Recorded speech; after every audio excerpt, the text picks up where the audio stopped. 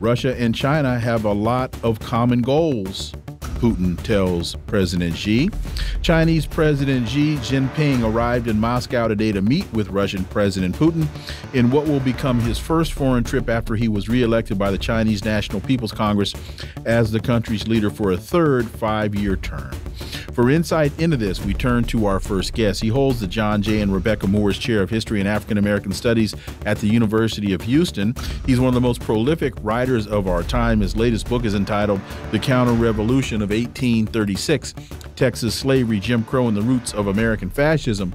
Dr. Gerald Horne, as always, sir, welcome back. Thank you for inviting me. So all of that in the context of, as well, we have the ICC charging President Putin with war crimes. Your thoughts of the timing of all of this and the significance of now the third meeting post-election of Xi to Moscow? Well, first of all, with regard to the ICC charge, we really cannot take it very seriously. We know that the International Criminal Court is a creature of U.S. foreign policy. That's why they spend so much time going after leaders in Africa. That's why they spend so much time going after leaders of formerly socialist Yugoslavia.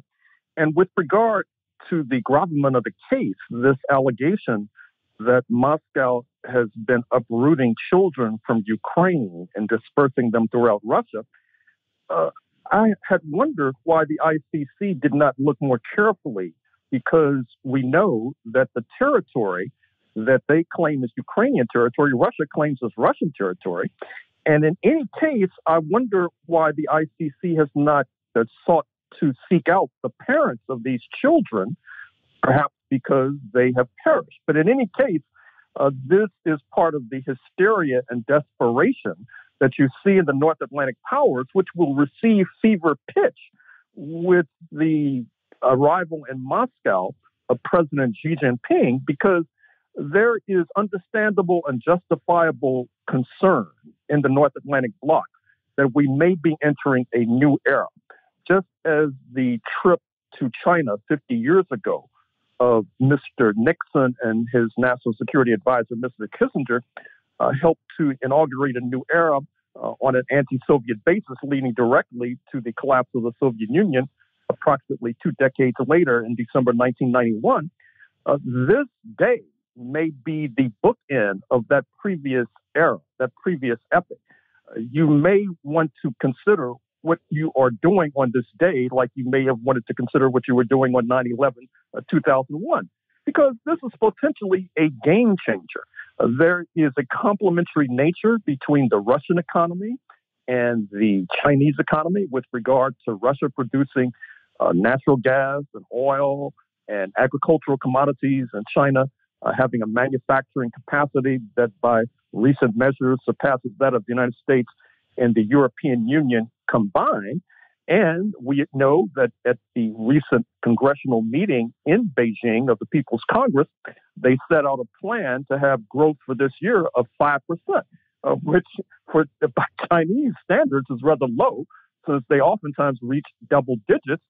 But it's signifying the point that China's in the passing lane, that China will not be capitulating to the demand that they put some distance between themselves and Moscow with regard to the Ukraine crisis. And in any case, there's no unity within the North Atlantic bloc with regard to China. We know, as we've said repeatedly, that Chancellor Scholz was in China just a few months ago, seeking out many business deals. He'll be followed by President Macron of France in a few days. We'll be doing the same. And even in the U.S. ruling class, there is a split. We know that Trump and DeSantis are rather hesitant about the Ukraine intervention, but they're gung-ho with regard to China, whereas the Democrats are gung-ho about both, which is basically an unsustainable proposition and may potentially wound them grievously in the 2024 elections. And in any case, an infrastructure is being built as an alternative to the Group of Seven, the United States and its sidekicks, including Britain, the Western European countries, Japan, et cetera. I'm speaking of the Shanghai Cooperation Organization, which is a counterpoint to NATO. I'm speaking of the BRICS, Brazil, Russia, India, China, South Africa, which is a counterpoint to the G7. We know that Saudi Arabia, Iran, perhaps Turkey may want to submit invitations to the BRICS. So a new world order is emerging, and it's in total contrast to the new world order that emerged over the past 30 years. Additionally, in looking at that, in the last couple of weeks, we saw a number of the Middle Eastern leaders were in Moscow. We saw that last week, African leaders were in Moscow, and they left with some debt forgiveness. We see what's happened with China in the Middle East. It seems to me that there was some preparatory. I would look at those things as maybe preparatory for some of the things that will be signed off or completed, or at least in some way connected to these meetings. What are your thoughts, Dr. Horne? Well, I think that that's a wise comment. I think that it's no secret that many African nations in particular are lukewarm at best about U.S. policy, not only towards their own continent, but with regard to Russia as well.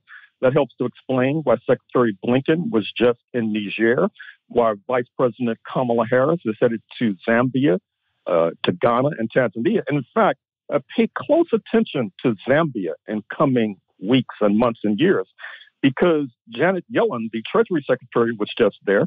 I think that U.S. imperialism sees Zambia as a possible cudgel to wield against neighboring Zimbabwe, not to mention the giant to the north, speaking of South Africa, which has infuriated Washington, speaking of Pretoria, because of its membership in the BRICS, because of its engaging in military maneuvers with Russia and China off the South African coast in recent weeks.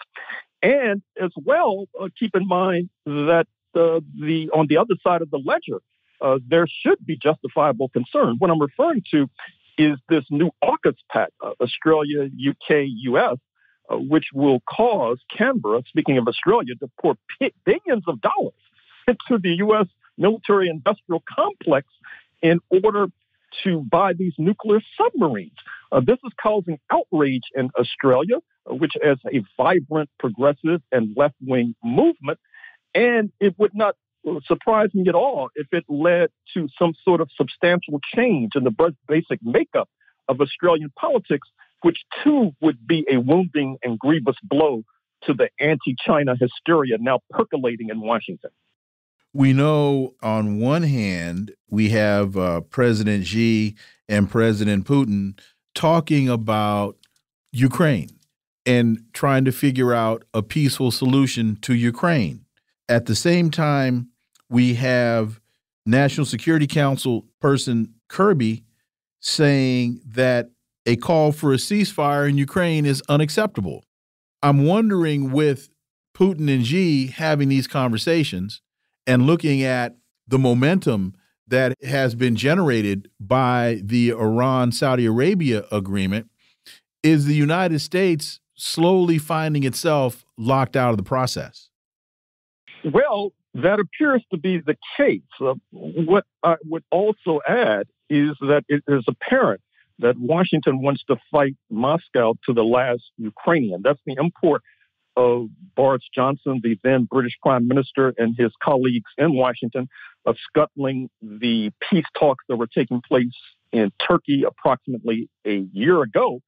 But at the same time, there is increasing grumbling in U.S. ruling elite circles about this Ukraine misadventure. It's not only Trump and DeSantis. As a matter of fact, given our knowledge of U.S. politics, do not be surprised if there is some sort of attempt to further weaken the Biden administration because it's leading the country over a cliff, because it's apparent that the United States cannot confront Moscow and Beijing simultaneously. They're going to have to make a choice. Mr. Biden does not want to make a choice, and I think that that may lead to its ultimate downfall. What do you think about, and looking at this, the various vassals of the empire, and they're, basically coming unglued? It certainly appears as though the wheels are coming off the cart in Paris, and the cart's on fire.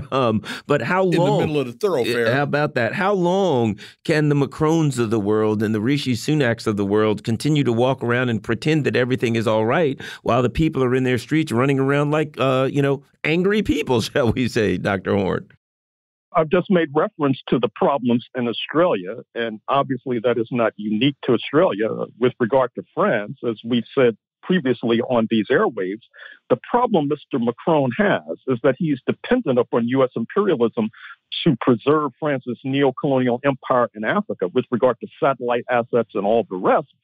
But at the same time, the weakness of the U.S. retirement system, the attacks on Social Security, the attacks on Medicare, is having a gravitational downward pull on the sweet retirement system that presently exists in France. And Mr. Macron feels that to carry out his class obligations, he has to bring the working class retirement system down to the level of the U.S. retirement system. The French working class is not having it. That's why you're seeing garbage piled up in the streets. That's why you're seeing a no confidence vote unfolding as we speak in the French parliament, which could once again be a grievous blow to the pretensions of Mr. Macron and his class. And to that point, Dr. Horne, how much of this do you see as being the retirement system issue in and of itself, as opposed to those in France seeing the retirement system issue as the tip of the iceberg as it relates to austerity and the manner in which austerity was imposed in Greece in 2010, as well as in Italy? And they're saying, we will not be Greece, we will not be Italy. Well, that is certainly the case, but as you know more than most, the capitalist world is facing a real crisis with regard to the banking system, which is the gears and the fuel for capitalism itself. It's not only the collapse of SVB, Silicon Valley Bank in Northern California, mandating a bailout from Mr. Biden's point of view. It's also the problems in the Swiss banking system, which will probably have a contagious effect in neighboring France. And so this is all weighing very heavily on Mr. Macron. So, yes, it's not just the retirement system. You're seeing the crisis of capitalism, a crisis of capitalism that is magnified by the arrival in Moscow of the leader of the world's most powerful communist party, and by some measures, the most powerful political party, bar none, speaking of Chinese Communist Party. And this is leading to a kind of hysteria that you see not only in the Élysée Palace in France, but also in the White House in Washington. Dr. Gerald Horne, as always, thank you so much for your time. Really appreciate that analysis. We look forward to having you back. Thank you.